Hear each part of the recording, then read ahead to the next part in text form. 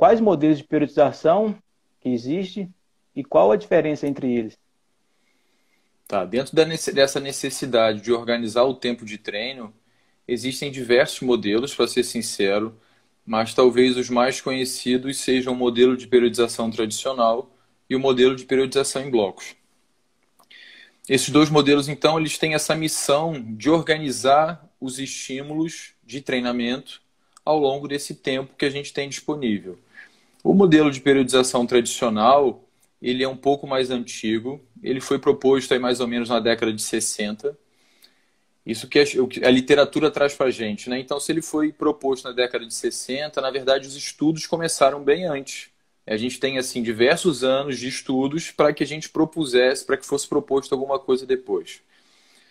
Em função da condição de treinamento da época, de preparação dos atletas, do conhecimento científico, é um modelo de treinamento que está muito mais preocupado com o processo de preparação do que com a competição em si. Vamos ver se eu me explico melhor para não ficar dúvida para ninguém e também não interpretar de maneira inadequada. Toda e qualquer periodização tem a finalidade de preparar para a competição. Mas como o nível de desempenho dos atletas era relativamente pior, se precisava de um tempo de preparação muito longo para poder competir. E além disso, Vitor, as competições não eram tão frequentes quanto elas são hoje.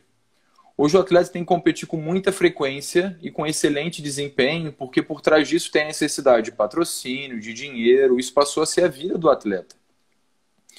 Então a periodização tradicional ela tem diversas características que eu considero que são muito positivas, mas tem algumas que a gente pode falar qualquer dia ou até hoje, que são algumas limitações. Por outro lado, a periodização em blocos, que foi proposta aí mais ou menos na década de 80, ela tinha como característica tentar superar algumas limitações que a periodização tradicional apresentava. E as principais delas talvez sejam a necessidade de competir com maior frequência. Então, o atleta precisa estar no topo muitas vezes ao ano. Ele não pode ter 6, 8, 10 meses de preparação para depois competir. Ele precisa competir com muita frequência.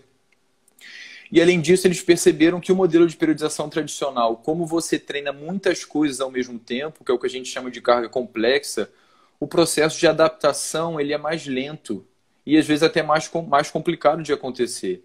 No modelo de periodização em blocos, a gente tem um tipo de carga que a gente chama de carga seletiva.